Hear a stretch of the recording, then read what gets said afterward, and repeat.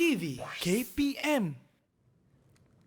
Assalamualaikum dan selamat sejahtera. Anda sekarang sedang menonton Sukses SPM 2022 di Didik TV KPM. Nama saya Hanif Sean.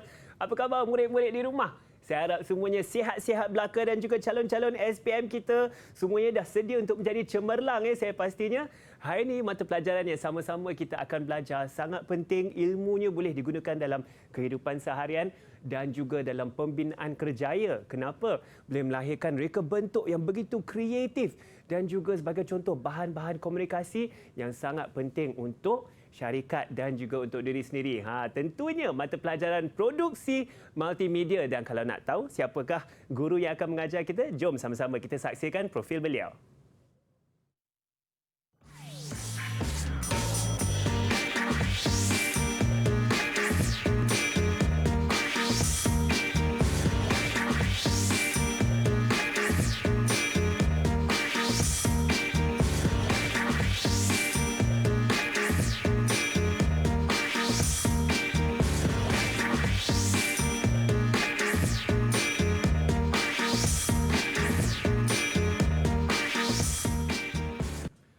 Baiklah, kita sudah saksikan siapakah guru kita, iaitu Cikgu Aisyah. Assalamualaikum, Cikgu. Waalaikumsalam warahmatullahi taala wabarakatuh.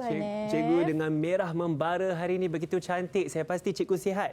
Sihat, alhamdulillah, syukur. Alhamdulillah. Hanif sihat? Saya juga sihat, Cikgu. Alhamdulillah. Dan Cikgu, sebenarnya bukan kita berdua saja hari ini. Kita juga ada jurubahasa kita, iaitu Cikgu Saiful. Apa khabar Cikgu Saiful? Cikgu Saiful juga sihat-sihat belaka itu ya. Alhamdulillah. Dan Cikgu Aisyah, sebenarnya hari ini dalam pembelajaran kita juga ada 4 murid dalam talian. Boleh Cikgu perkenalkan murid-murid kita? Okey Hanif, jom saya perkenalkan murid saya. Yang pertama ialah Hasnawi. Okay, Hasnawi, lambai sikit Hasnawi. Okey, murid yang kedua adalah Sofia. Sofia, lambai sikit. Dan murid yang ketiga adalah Firzana. Firzana, lambai sikit. Okey, mereka lah yang akan bersama dengan kita pada hari ini. Baiklah, mereka juga sangat bersemangat tu, calon-calon SPM kita yang cemerlang ni Cikgu. InsyaAllah. Cikgu, amin. apakah topik yang sama-sama kita akan belajar dalam mata pelajaran produksi multimedia hari ini? Okey, terima kasih Hanif. Okey, Assalamualaikum dan selamat sejahtera kepada semua sekali murid-murid cikgu yang berada di seluruh Malaysia. Okey, untuk hari ini kita akan pelajari satu topik iaitu pembangunan produk multimedia. Okey, di dalam topik kita ini, alright, kita akan mempelajari bagaimana sesuatu produk multimedia itu hendak dibangunkan. Kerana apa Hanif? Kerana jika kita ingin membangunkan produk multimedia, kena secara sistematik. Kita ada langkah demi langkah. Bukannya kita fikir terus boleh dapat buat. Tak. Kita kena ada langkah. So hari ini, cikgu akan terangkan mengenai cara-cara, step dia, langkah-langkah untuk menghasilkan produk multimedia. Apa itu produk multimedia? Nanti cikgu akan terangkan. Okey, jadi murid-murid semua, cikgu suka hendak mengingatkan bahawa subjek kita ini adalah subjek tingkatan 5, modul yang ke-7. Okey, standard pembelajaran kita untuk hari ini ialah kita cover untuk 2. Iaitu analisis keperluan projek dan juga reka bentuk produk multimedia. So Hanif, boleh saya teruskan? Silakan Cikgu. Okey, kita akan pergi kepada analisis keperluan projek. Okey, untuk analisis keperluan projek, kita ada 5 fasa yang terlibat. Okey, yang pertama ialah analisis keperluan.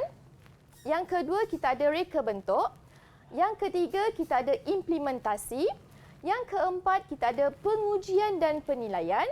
Yang kelima, kita ada pembungkusan dan pengedaran. So Hanif, ini adalah fasa-fasa yang perlu kita lalui semasa kita hendak bangunkan produk multimedia. Jadi saya ada singkatan. Kita punya, apa orang kata, petua untuk mengingat, iaitu saya gunakan singkatan ARIP. A-R-I-P-P. Sesiapa yang nama Arif tu janganlah perasan pula ya, okey? So A untuk analisis, R untuk reka bentuk, I untuk implementasi, P untuk pengujian dan penilaian, P lagi satu untuk pembungkusan dan pengedaran. Okey, kita tengok satu persatu, Hanif. Boleh cikgu. Okay, untuk analisis keperluan. Okay, yang ini penting ya, murid-murid semua. Step yang pertama untuk apa-apa produk yang kita buat, step yang pertama memainkan peranan yang penting. Okay. Pada fasa ini, pasukan pembangun akan mengenal pasti keperluan produk yang akan dibangunkan, perkakasan yang akan digunakan, ahli pasukan produksi serta sasaran pengguna produk tersebut. Contoh, saya nak menghasilkan CD interaktif murid-murid tahun 4. Jadi, saya nak tahu siapa sasaran saya. Adakah hanya untuk kepada murid aliran perdana ataupun saya nak buat juga untuk aliran murid berpendidikan khas, berkeperluan khas. Itu sasaran kita. Dan kita kena tahu siapa ahli pasukan produksi kita. Dekat sinilah fasa yang paling penting. Okey? Yang kedua, di sini jugalah murid-murid akan belajar cara macam mana kita nak hasilkan kertas cadangan. Kenapa kita nak hasilkan kertas cadangan? Nanti kita akan belajar lebih lanjut. Okey? Yang ketiga, kita nak kenal pasti sumber bahan mentah yang akan digunakan seperti grafik, audio, animasi dan skrip. Okey, bahan-bahan mentah ini kita perlu tahu. Grafik yang bagaimana mesti kena mengikuti sasaran kita. Kalau kita kata nak buat CD interaktif untuk kanak-kanak berumur 5 tahun, bahan grafiknya mesti yang menggunakan warna-warna yang terang, warna-warna yang cerah. Okey? Okey, next. Di sini jugalah kita akan menjalankan sesi temu bual, soal selidik, pemerhatian untuk mengetahui keperluan pengguna. Sebab itulah kita kata analisis keperluan adalah fasa yang paling penting. Okey, fasa yang kedua iaitu reka bentuk. Okey, di fasa ini kita akan melukis carta alir. Carta alir inilah yang akan kita gunakan untuk menghasilkan produk akhir kita nanti. Okey, seterusnya di fasa ini jugalah kita akan melakar papan cerita. Okey, next. Di sini jugalah kita akan mereka bentuk antara muka pengguna. Maksudnya kita akan melakar bagaimana interface kita, bagaimana bahan akhir yang orang nak tengok nanti. Contoh saya nak buat laman web, macam mana nanti orang nak tengok produk akhir tersebut. Itu ialah interface antara muka pengguna yang akan melihat bahan kita nanti. Okey? Okey, step yang ketiga adalah implementasi. Okey, pada fasa ini pasukan pembangun akan memilih perisian pengarangan yang sesuai. Okey, dan juga pada fasa inilah kita akan integrasikan ke semua elemen multimedia untuk menghasilkan produk tersebut. Okey, bila dah buat, kita kena uji pula kita punya produk kita. Fasa inilah kita akan buat pengujian dan penilaian. Okey, kita akan laksanakan ujian alfa dan beta. Okey, penilaian ni kita akan buat sepanjang proses pembangunan produk dan selepas produk itu siap. Okay, next, fasa yang terakhir, pembungkusan dan pengedaran. Melaksanakan proses penyerahan produk multimedia kepada pengguna akhir. Okay, kita juga akan hasilkan CD penerbitan di laman web, kios, aplikasi mudah alih ataupun medium lain dan kita akan hasilkan pembungkusan. Pembungkusan sangat penting sebab kalau orang tengok pembungkusan itu menarik, itulah yang akan membuatkan pelanggan atau pengguna hendak tahu macam mana kandungan dalam dia. Okey. Setakat ni semua faham? Hasnawi dan Fizana? Faham Ada apa-apa soalan? Tak ada? Okey. Kalau tak ada soalan, cikgu nak bagi soalan. Okey. Sekarang kita nak uji minda murid-murid kita. Okey, kita ada satu soalan. Soalan pertama, senaraikan 5 fasa pembangunan produk multimedia. Okey, cikgu nak minta Firzanah tolong sebutkan ke-5 fasa pembangunan produk tersebut tanpa melihat nota. Mengikut turutan ke cikgu? Mengikut turutan. Gunakan arif yang pertama, analisis. Okey. Okey. Analisis keperluan, Alright. reka bentuk, Okey. implementasi, Betul. pengujian dan pengedaran, Pengujian dan pengujian dan penilaian, betul. Pembungkusan dan pengedaran. Okey, betul. 5 markah untuk Firzana. Okey, Hanif, apa Ya, cikgu. akan jadi seandainya ya, ada calon-calon SPM yang menjawab soalan kita ni, contoh fasa yang pertama dibagi analisis sahaja. Dia tak akan diterima. Kita kena buat terus penuh analisis keperluan, reka bentuk, implementasi. Contoh yang keempat ni murid tulis pengujian sahaja. So, markah tidak akan diterima. Kita hanya akan beri markah berdasarkan nak penuh, fasa penuh. Pengujian dan penilaian, pembungkusan dan pengedaran. Kalau calon tulis pengujian sahaja, kita bagi kosong, markah tidak akan dikira. Kalau murid tulis hanya pembungkusan sahaja, markah tidak akan dikira. Okey, untuk soalan seterusnya. Yang berikut merupakan fasa pembangunan produk multimedia. Tulis A, B atau C di dalam ruang jawapan yang disediakan berdasarkan pernyataan yang betul. Okey, soalan dia tulis A, B atau C. Sini kena faham tulis A, B atau C. Jadi, murid-murid semua, calon-calon semua, jangan kamu tulis dekat jawapan nanti reka bentuk, analisis keperluan. Tak ada. Kamu kena tulis jawapan dekat ruang jawapan ni A, B ataupun C. Okey, saya minta Sofia jawab untuk soalan ini. Terus bagi jawapan. Fasa pembangunan produk multimedia yang pertama, melukis carta alir. Yang pertama A, Yang pertama A. yang kedua B, yang ketiga C. Okey, yang kedua B, yang ketiga C. Okey, semua jawapan Sofia bagi saya betul.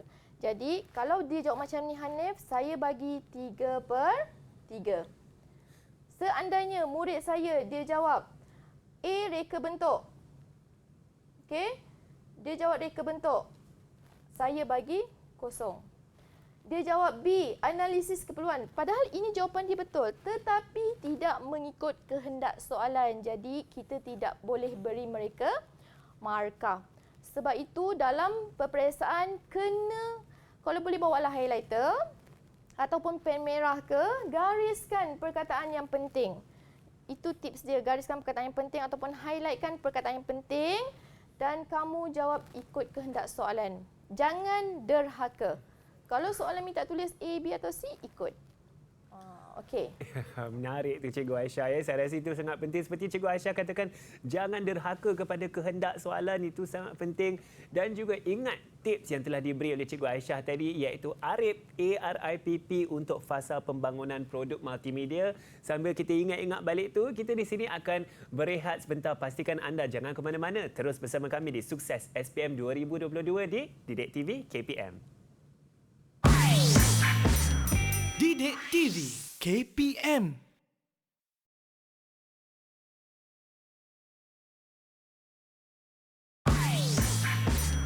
Didik TV KPM. Kembali bersama kami di Sukses SPM 2022 di Didik TV KPM.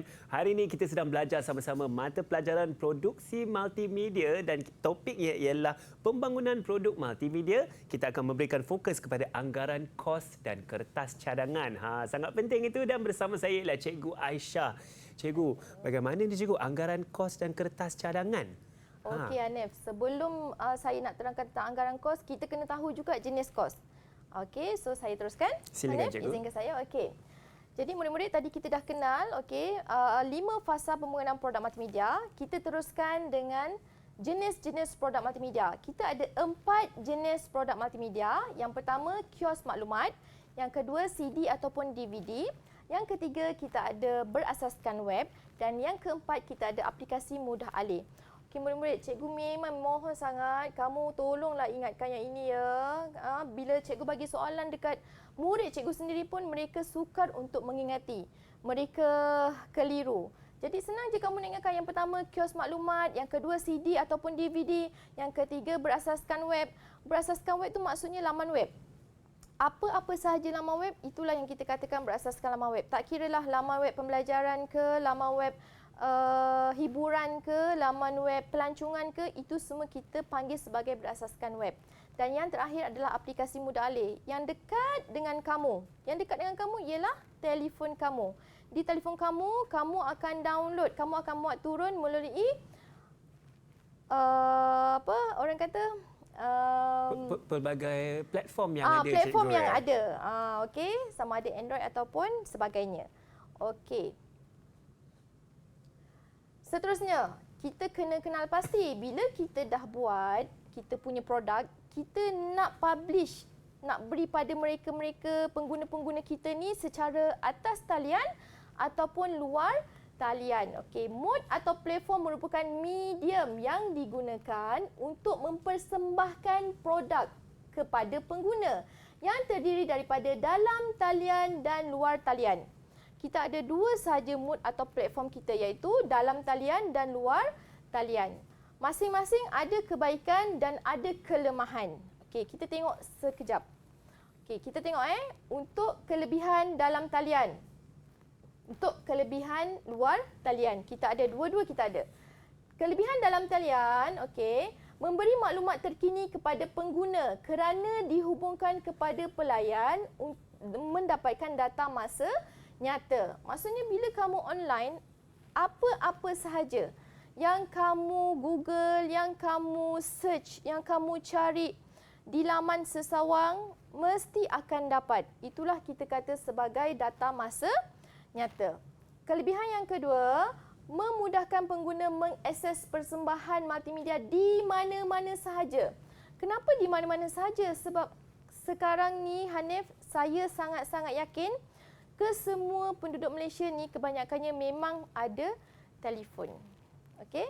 Jadi itu memudahkan mereka mencapai apa-apa maklumat sebab semua sekarang dah ada capaian internet.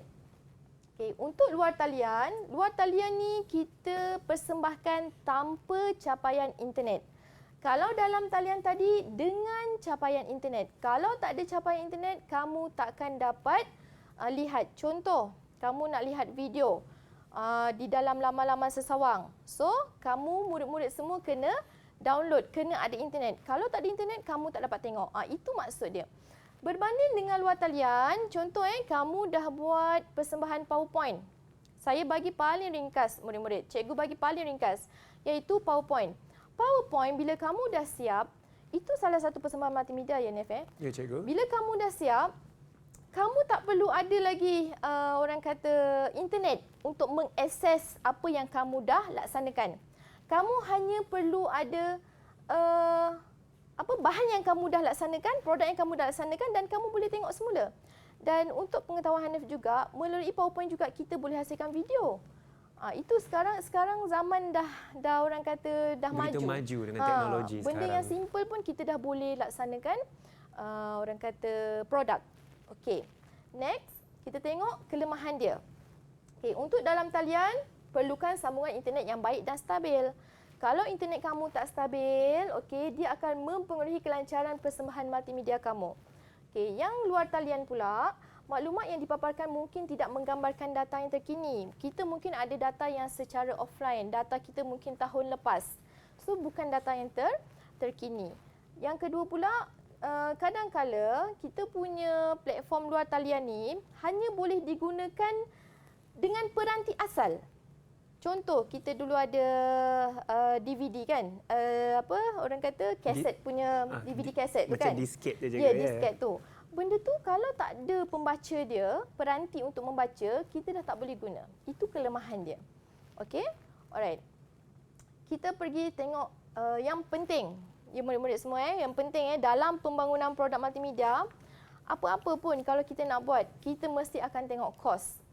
Sebab apa kita kena tengok kos? Saya nak tanya Firzana. Firzana, kenapa bila kita buat sesuatu produk, kita kena tengok kos? Sebab apa? Sebab nak untung.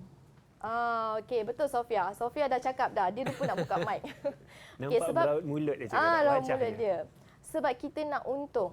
Setiap orang yang berniaga mesti nak untung. Sebab itulah kita kena buat anggaran kos. Dan untuk multimedia kita kita bahagikan jenis kos kita kepada 3, iaitu kos buruh, kos peralatan dan kos overhead. Kita ada 3 sahaja kos.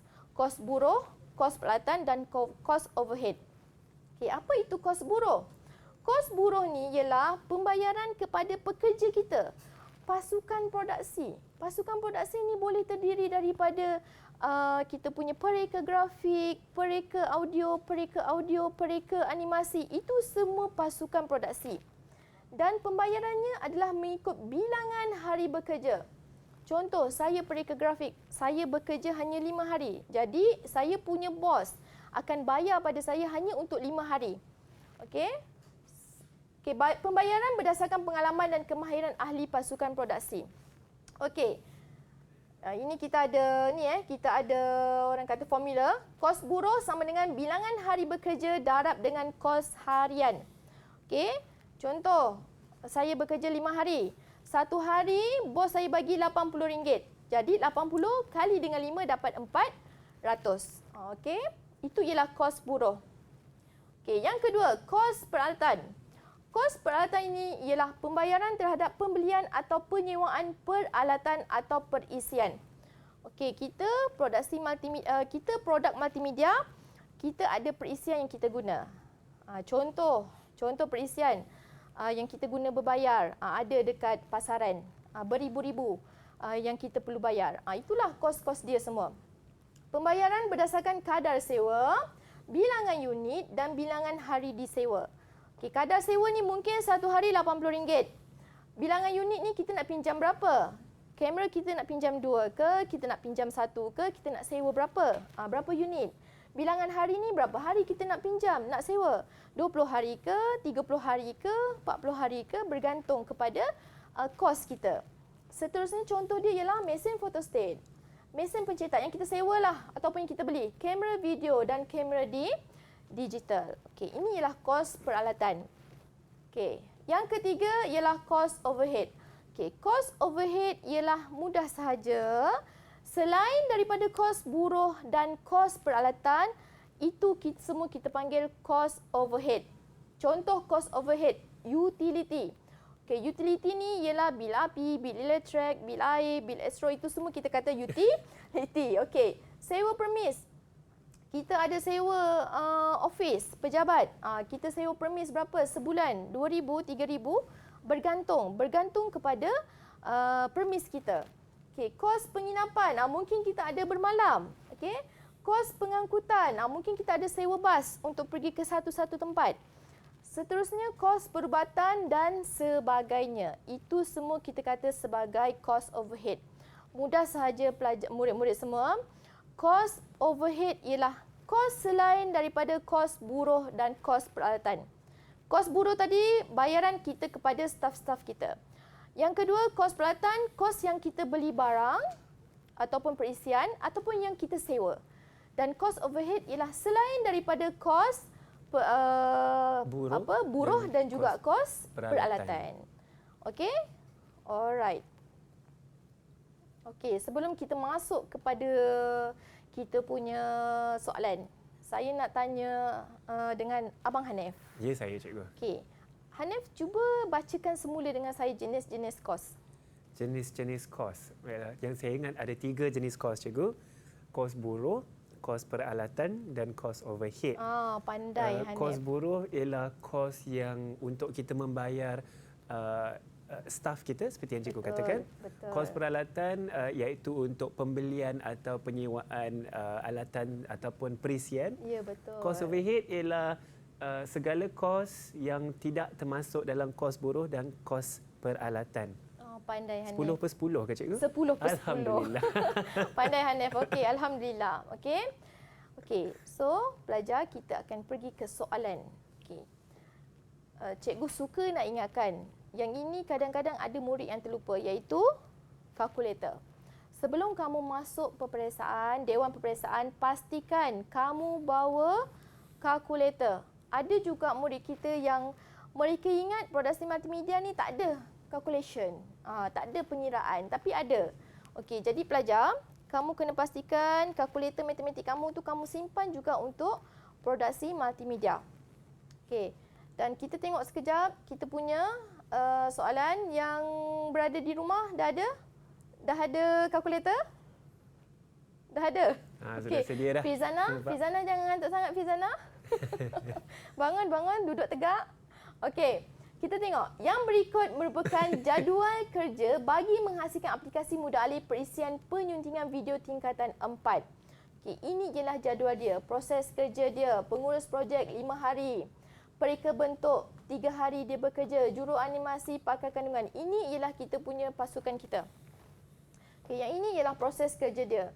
Jadi, okey, kalau kamu tengok kat sini, yang paling banyak hari bekerja adalah pengurus projek. Pengurus projek ni sebenarnya kalau boleh hari-hari dia nak ada dengan tim. Supaya dia tahu perjalanan, orang kata perjalanan tim dia bekerja. Okey? Alright, kita tengok soalan dia. Berdasarkan jadual tersebut, lengkapkan jadual anggaran kos di bawah. Dia nak kos buruh. Tadi kita punya formula kos buruh ialah jumlah hari bekerja kali dengan kos yang dibayar. Okey, kalau kamu tengok dekat sini. Okey, dia dah bagi jumlah dah murid-murid semua. Dia kosongkan dekat sini. Mana satu yang kamu nak cari? Mana step pertama yang kamu nak cari? Kamu kena cari dulu ni, pakar isikan kandungan. Macam mana cara nak cari? Matematik yang sangat mudah. Okey, kamu ambil kalkulator. Okey, kamu ambil kalkulator. Okey, kamu tulis 6380 tolak dengan 2600. Okey, tolak dengan berapa? Tolak dengan 1680 tolak dengan 1600. Kamu akan dapat berapa? RM500. Okey. Pelajar, saya suka nak ingatkan bila kamu dah dapat, jangan tulis guna pen dahulu. Mana-mana jawapan kamu, tulis guna pensel dahulu. Okey, bila dah dapat macam ni, apa yang perlu kamu buat? Kamu jangan overconfident, tambahkan semula. Okey, 2600 betul tak kalau tambah dengan 1680, 1600 tambah 500 dapat tak 6380? Ya, bila kamu dah tambah semua, kamu dapat 6380, betul. Jadi kamu dah dapat 1 markah dekat sini pelajar. Okey. So, macam mana pula kita nak dapatkan yang ini? Okey, bila dah selesai ini, kamu selesaikan ini. Yang ini, part yang tu pula. Okey. Macam mana 26 hari kita nak dapatkan 2600? 2600 kena bahagikan dengan 26. Kamu akan dapat 100. Ini murid-murid semua, kita dah ada kalkulator. Sangat mudah. Kamu boleh gunakan apa yang ada dengan kalkulator ni, cuma tekan-tekan saja. Kamu dah dapat jawapan. Okey? Okey, ini ialah matematik mudah pelajar murid-murid semua. Okey, kalau untuk pereka bentuk pun kita nak cari bilangan hari, benda yang sama. Kita kena bahagikan 1680 bahagi dengan 70, kamu akan dapat 24. Sama juga dengan yang ini untuk kadar upah bagi juru animasi. 1600 bagikan dengan 80, kamu akan dapat 80. Okey? Senang tak, Hanif? Mudah cikgu? Mudah sangat. Ini ialah matematik yang sangat-sangat asas. Cuma cikgu nak ingatkan, kita kadang-kadang ada kesalahan umum yang murid lakukan. Murid kadang-kadang mereka tak buat pengiraan 2 kali. So dekat situ mereka dah hilang markah. Sayang sebenarnya Hanif. Okey. Kita pergi kepada soalan yang kedua. Okey. Tadi kita dah kira kos buruh, kita kena kira kos peralatan pula. Pun benda yang sama, kita gunakan matematik mudah sahaja. Okey, kamu kira-kira yang ini. Kamu tambah semua, kamu dapat 4100. Okey, yang seterusnya. Kamu nak kira ni, bahagikanlah 400 bahagi dengan 80. Okey, kamu akan dapat dengan 5. Sama juga dengan kadar upah. Okey, yang ini dia nak 10. 3200 bahagi 10. Lepas tu kena bahagikan dengan 2. Kamu akan dapat 160. Murid-murid semua, ini semua adalah matematik yang sangat mudah. Okey, utility. Murid-murid, mudah sangat murid-murid. Dia kata jumlah kos overhead 550. Dia dah bagi utility 200. Senang saja cara dia. 550 tolak dengan berapa, Sofia? 550 tolak dengan? Tolak dengan 200. 200. Kamu akan dapat 350. Betul. Okey. Okey, kalau dia kata kira jumlah kos keseluruhan projek tersebut. Jumlah keseluruhan kos adalah kos buruh tambah kos peralatan tambah kos overhead. Kita akan dapat RM11,030. So pelajar, soalan macam ni kamu dah boleh dapat 10/10 markah. Okey? Okey. Murid semua, kita terus kepada kertas cadangan. Kertas cadangan ni ialah dia mengandungi maklumat keseluruhan produk yang akan kita bangunkan. Okey, contoh Abang Hanif ni ialah saya punya bos. Dia tak faham apa yang saya nak buat. Kertas cadangan ni lah yang akan mewakili suara saya kepada Abang Hanif. Dekat situlah saya akan letakkan sasaran.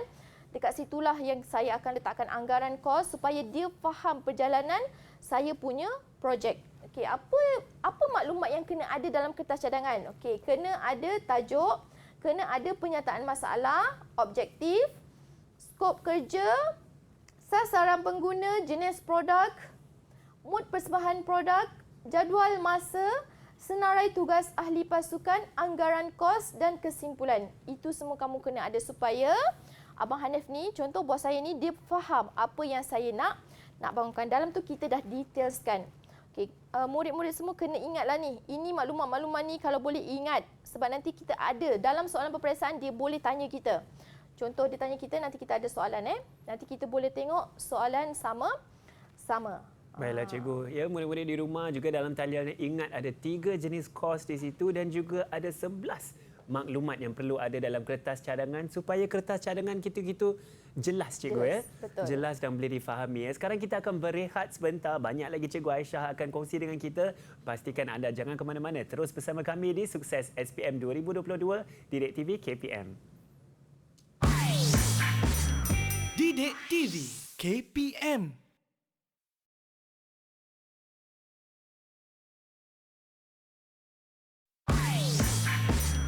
Didik TV KPM. Ya, sekarang anda sedang menonton Sukses SPM 2022 di Didik TV KPM. Kita sedang belajar mata pelajaran produksi multimedia dan topiknya ialah pembangunan produk multimedia. Bersama saya ialah Cikgu Aisyah. Cikgu, dalam segmen ini kita akan memberikan fokus kepada reka bentuk produk multimedia, cikgu ya. Betul Baik, Hanif. silakan cikgu. Terima kasih Hanif. Okey, murid-murid semua, kita akan teruskan. Tadi kita dah bincang tentang anggaran kos, kertas cadangan. Kita akan bincangkan bagaimana struktur reka bentuk persembahan kita. Okey, kita ada 4 jenis struktur reka bentuk persembahan. So nanti kita akan tengok satu per satu. Okey, struktur reka bentuk persembahan produk multimedia ini ialah untuk menentukan proses aliran navigasi. Aliran navigasi maksudnya aliran slide kita nak berubah daripada slide 1 kepada slide 2 ataupun kalau kita gunakan aplikasi kita daripada scene pertama kepada scene kedua ataupun babak pertama kepada babak kedua. Macam mana? Bagaimana? Kita yang tentukan. Okey. Seterusnya, struktur ini sangat penting untuk membimbing pengguna meneroka seluruh paparan skrin yang terdapat pada produk yang dibangunkan. Kalau tak ada struktur ni, pengguna akan tercari-cari, lepas ni nak klik mana, lepas ni nak ke mana. Dia akan jadi rasa macam tidak sistematik. Sebab itu kita ada fasa-fasa pembangunan tadi. Supaya apa yang kita hasilkan lebih sistematik. Okey. Ini yang saya nak terangkan. Kita ada 4 struktur reka bentuk persembahan produk multimedia. Kita ada linear, tidak linear, hierarki dan komposit. Okey, apa itu linear? Okey. Linear ialah pengguna dapat melayari paparan skrin secara berurutan daripada satu skrin kepada satu skrin yang lain. Okey. Skrin A kepada skrin B, kepada skrin C, kepada skrin D, kepada skrin E dan seterusnya. Skrin-skrin yang seterusnya. Contoh penggunaan linear adalah seperti dalam kartun animasi dan persembahan di pawagam. Okey, kalau kamu masuk pawagam, kamu tak ada lagi dia nak back kepada iklan semula. Dia akan terus berjalan. Itulah kita kata sebagai persembahan linear. Dia berurutan. Okey, yang kedua. Struktur yang kedua adalah struktur tidak linear. Okey. Kalau kamu tengok gambar rajah pun tadi berbeza daripada gambar rajah yang pertama. Linear berterusan. Kalau tidak linear, okey, pengguna bebas melayari paparan skrin melalui butang yang disediakan. Kita bebas, okey. Kita nak klik ini boleh, nak klik ni boleh, kita bebas. Kalau yang linear tadi, kita kena ikut urutan. Kita tak boleh bebas, okey. Pengguna tidak terikat dengan laluan yang telah ditentukan. Boleh pergi ke mana-mana. Contoh penggunaan tidak linear seperti dalam laman web dan perisian aplikasi.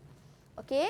Seterusnya, struktur yang ketiga adalah hierarki. Okey. Pengguna melayari paparan skrin utama yang mempunyai navigasi ke paparan skrin lain. Okey, ini paparan utama. So, kamu ada paparan skrin yang pertama dan kedua. Daripada pertama ni, kamu nak pergi kepada yang pertama ni boleh, yang kedua pun boleh. Terpulang kepada kamu. Okey. Pengguna boleh melayari paparan skrin yang telah ditetapkan oleh setiap cabang. Kamu pun bebas ikut keperluan kamu. Yang ketiga, pada paparan skrin utama terdapat semua butang ke paparan lain. Manakala setiap paparan hanya terdapat butang back to home, home atau main menu. Macam ni kan? Okey. Untuk paparan yang ini mesti akan ada home. Mesti akan ada main menu. Main menu yang mana? Main menu yang ini nanti. Okey, kalau home dia boleh pergi kepada ini. Itu ya, murid-murid semua berbeza. Okey, seterusnya, struktur yang seterusnya adalah struktur komposit. Okey, komposit kamu boleh tengok dia gabungan daripada linear, tidak linear dan hierarki. Okey, nampak merupakan struktur gabungan linear, tidak linear dan hierarki.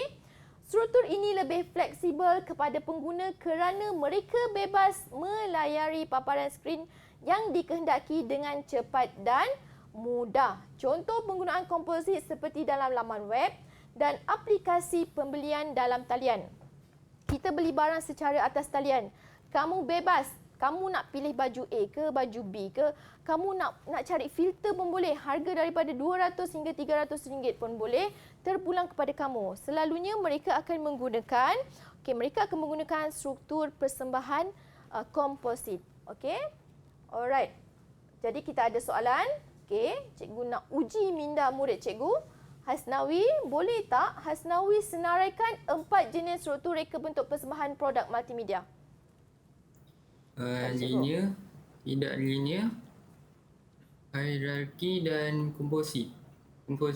Okey, betul. Okey, dapat 4/4. Okey, murid-murid semua. Seperti yang cikgu ingin sangat cikgu perjelaskan dan tekankan lagi sekali, bila kamu menjawab, kamu kena ikut sahaja jawapan dalam buku teks.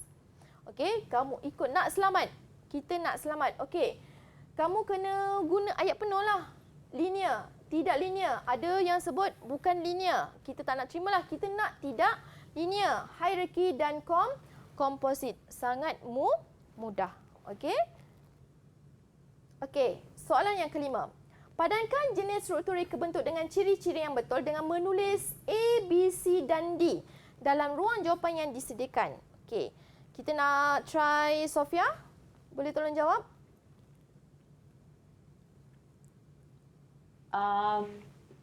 D. Okey. D, A. Okey. B, C. B, C. Okey, betul semua Okey. Murid-murid semua, cikgu suka nak ingatkan dalam soalan A, B, C dan D. Jadi, kamu tolong jangan tulis yang D ni komposit. Okey, komposit. Kalau kamu buat macam ni, kamu derhaka dan kamu memang tak masuk syurga. Kamu tak dapat markah. Itu sahaja jawapan dia. Sayang murid-murid semua. Bagi kamu 3 markah, ini patutnya 4 markah. Bagi kamu 4 markah ni sedikit. Tetapi tanpa 4 markah, kalau markah kamu 66, dengan 4 markah lah kamu akan boleh dapat A tolak. Okey, murid-murid semua, kamu kena clear dengan markah. Cara pengiraan pemarkahan. Okey. So, kita tengok sekejap. Okey, gabungan linear tidak linear ialah komposit. Melayari paparan skrin secara berurutan. Berurutan ni ialah untuk linear. Okey, pengguna bebas melayari paparan skrin melalui butang yang disediakan, tidak linear. Okey, hierarki pula ialah bebas melayari paparan skrin oleh setiap cabang. Itu ialah hierarki. Okey. Baik, cikgu, saya rasa itu sangat menarik dan murid-murid di rumah juga kena ingat ada 4 struktur reka bentuk persembahan produk multimedia. Mesti ingat ni sambil kita akan berehat sebentar kejap cikgu dan sambil kita berehat tu ingat balik definisi struktur tersebut dan bagaimana aplikasinya dalam kehidupan yang cikgu katakan tadi. Kita akan berehat sebentar, pastikan anda jangan ke mana-mana, terus bersama kami di Sukses SPM 2022 Didik TV KPM. Didik TV KPM.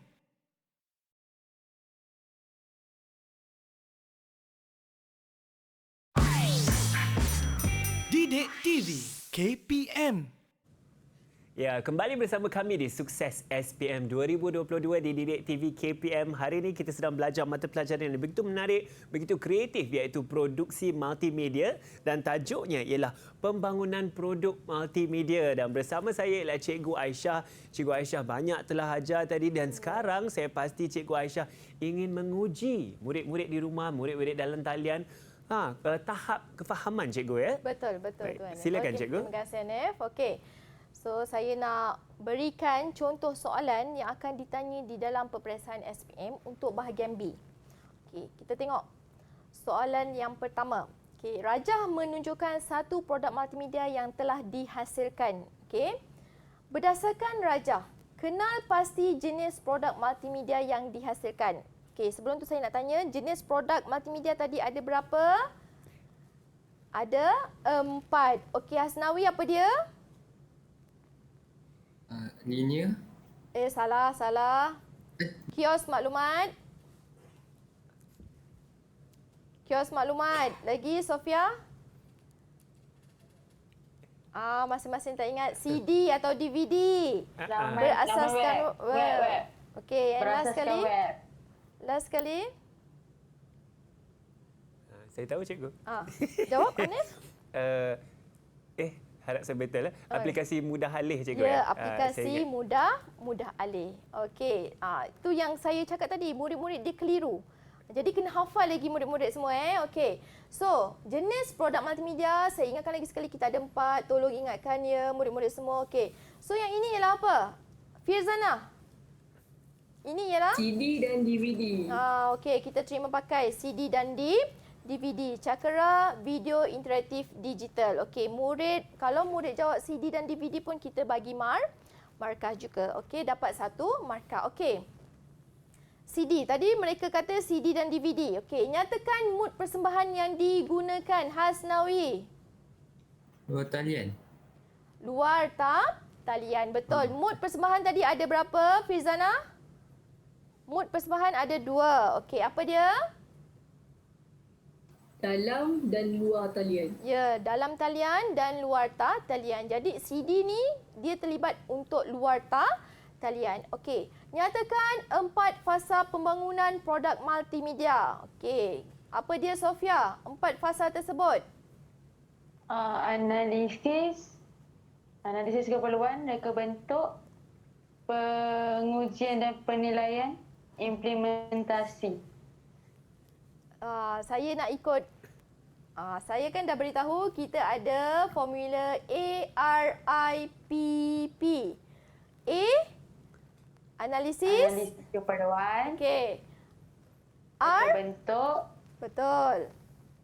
I, implementasi, betul. pengujian dan penilaian. Okey. Dan lagi satu, kita ada pembungkusan dan pengedaran. Okey Hanif, apa cikgu. yang akan berlaku seandainya murid saya letak dekat sini pengedaran dan pembungkusan dan pengedaran. Kita kira juga markah. Kita tak tik lah. Tik juga, ini tik. Okey, dia tulis yang kat situ ni, kita pun tik. Dia jawab 5 kan? Tapi markah 4. Kita hanya bagi 4/4. Kita tak akan bagi 5/4. Kita akan tanda mana yang betul. Okey? Alright. Okey, kamu dah jawab tadi. Kamu dah jawab dah 4 fasa tadi kan? Kamu ada 4. Okey. Untuk soalan yang C2 ni, kehendak soalan ialah murid-murid kena terangkan mana-mana 2 fasa. 2 fasa yang ni. Mungkin murid nak pilih analisis keperluan. Mungkin murid nak pilih reka bentuk. Mungkin murid nak pilih implementasi ataupun pengujian ataupun pengedaran. Terpulang kepada murid-murid. Dan kamu pilih 2 sahaja, terangkan di bahagian ini. Okey, untuk soalan ini 4 markah. Jadi satu bahagian dia pecah jadi 2 markah. Satu bahagian lagi dia dapat 2 markah. Okey, so dia nak 2 fasa kan? Kamu pilihlah.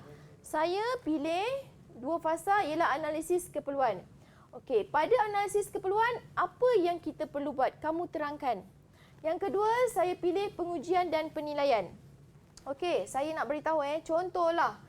Dekat sini kamu tak jawab pun pengedaran dan pembungkusan dan pengedaran. Kamu tak jawab.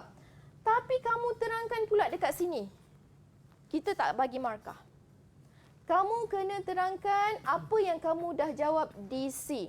Sebab itu saya kata kena bawa highlighter dan tolong highlightkan mana yang penting. Okey? Murid-murid semua faham Okey, next. Soalan yang kedua. Anda ditugaskan untuk membangunkan perisian sains tingkatan 4 secara interaktif. Kos untuk membangunkan perisian itu tidak melebihi RM40,000 untuk jangka masa 30 hari. Ingat, jangan lebih daripada hari yang ditetapkan dan jangan lebih daripada kos yang diberikan. Okey, nyatakan 3 maklumat yang perlu ada dalam kertas cadangan. Tadi kita belajar kita ada berapa maklumat? 11. Betul. Kita ada 11 maklumat. Tapi yang dia minta hanya 3 sahaja pelajar. Takkanlah kamu tak boleh ingat. Okey. Seterusnya soalan B. Hitung anggaran kos bagi kos buruh dan kos peralatan. Okey, kita tengok ruang jawapan dia. Okey, 3 maklumat kertas cadangan.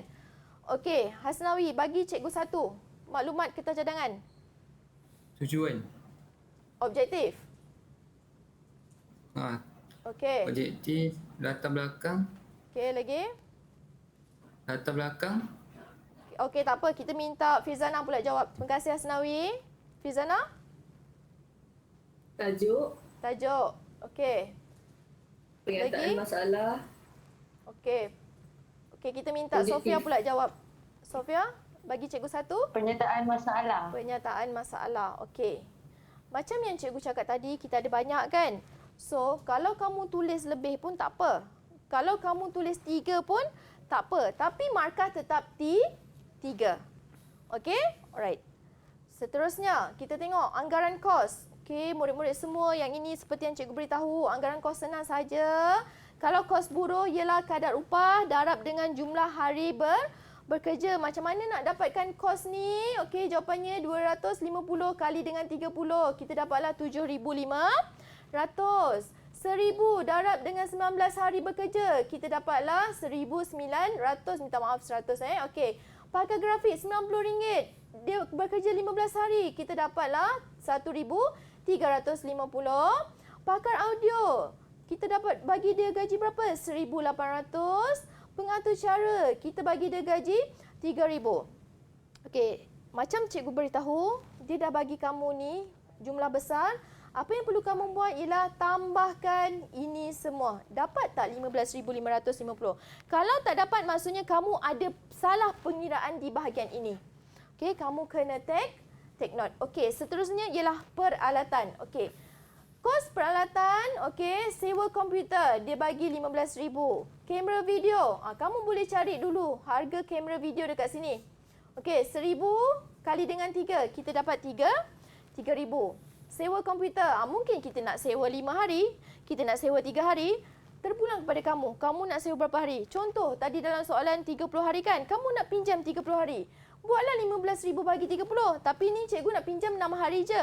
So, 15,000 bahagi dengan 6 dapatlah 2,500. Okey? Alright. So, murid-murid semua, untuk pengiraan, ada apa-apa masalah? Firzana, Hasnawi, Sofia? Okey. Tak ada. Tak ada. Okay, cikgu cuma nak ingatkan ini untuk umum. Okey? Banyakkan latihan berfokus untuk bahagian-bahagian yang lemah. Contoh, kamu rasa kamu lemah bab pengiraan. So, kamu kena banyakkanlah latihan. Untuk pengiraan, cikgu ingatkan lagi sekali, jangan kira sekali terus, kamu terus bagi jawapan. Jangan. Kamu kena buat 2 ataupun 3 kali pengiraan. Sebab ini ialah pengiraan yang mudah murid-murid semua. Rugi sangat kalau kamu hilang markah untuk part-part pengiraan. Bagi cikgu, kalau keluar soalan pengiraan di dalam SPM, itu adalah satu bonus untuk kamu mendapat markah yang penuh. Okey. Seterusnya, kamu kena buat nota poket untuk tajuk-tajuk yang kamu rasa sukar. Okey. Pastikan alat tulis lengkap. Jangan lupa bawa kalkulator semasa peperiksaan. Jawab semua soalan, tolong peka dengan markah. Okey. and peka dengan waktu yang dicadangkan untuk setiap bahagian. Betul tu cikgu, dan saya rasa ada yang keenam cikgu, jangan derhaka Jangan kepada derhaka? soalan kan. Saya akan ingat Betul. apa yang Cikgu Aisyah ajar kita hari ini. Cikgu, boleh kita dapatkan rumusan untuk pembelajaran kita hari ini untuk topik pembangunan produk multimedia? Okey, terima kasih Hanif. Okey, untuk tajuk pembangunan produk multimedia kita ni panjang. Ini kita belajar hanya sebahagian murid-murid. Yang penting untuk ini ialah kamu kena ingat 5 fasa pembangunan produk multimedia. Okey. Seterusnya kamu kena ingat tentang jenis-jenis kos. Kamu kena ingat tentang 4 jenis produk multimedia. Okey. Seterusnya kamu kena faham kita ada pengiraan-pengiraan yang mudah, yang asas. Matematik asas sahaja. Jadi kamu tolong buat pengiraan secara berulang kali. Kalau dia dah bagi jumlah, okey, kamu buat lagi sekali. Betul tak jumlah A tambah B tambah C tambah D ni dapat tak total jumlah yang dia nak? Jumlah yang dia beri. Seterusnya, kamu kena peka dengan kehendak soalan. Jangan derhaka dengan kehendak soalan. Saya rasa itu sahajalah. Baiklah, terima kasih kepada Cikgu Aisyah atas peringatan tersebut dan juga segala ilmu yang telah dikongsikan hari ini. Saya pun sebenarnya dapat ingat, alhamdulillah, semua yang Cikgu ajar tadi seperti ARIP, ARIPP dan juga fasa-fasa tersebut. Ya. Terima kasih sekali lagi kepada Cikgu Aisyah atas segala pengajaran tersebut. Kepada ketiga-tiga murid kita juga dalam talian, iaitu Hasnawi, Sofia dan juga Firizana. Saya rasa anda semua cemerlang. Terima kasih kepada Cikgu Saiful kerana telah membantu kita dalam seorang jurubahasa kita dalam rancangan ini. Kepada murid-murid di rumah juga, terima kasih kerana bersama kami hari ini. Saya harap semuanya dapat menimba ilmu dengan lebih dalam dan insya-Allah menjadi calon SPM yang cemerlang, terbilang dan gemilang. Nama saya Hanif Sean. Insya-Allah kita akan jumpa lagi di Sukses SPM 2022 Direct TV KPM. Bye semua.